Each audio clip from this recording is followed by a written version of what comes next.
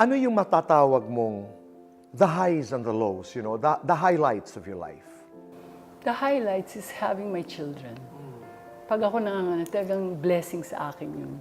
Yung loss naman, pag nasasaktan ako, siyempre, pag ako umibig kasi, bigay eh. I always give my best. Nakita namin yun. Sabi nga nila, walang preno, walang control. Siyempre, pag nagmahal kayo, bibigay mo lahat. But pag ako tumalikod, yun na yun. So, ibig sabihin na puno na ako. But as much as possible, ang mga anak ko talagang nagbibigay sa akin ng kaligayahan. Nakakatuwa.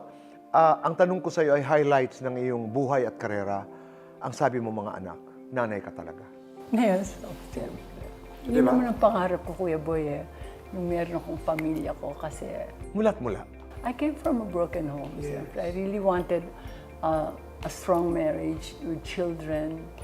But yun ang mahalaga sa akin.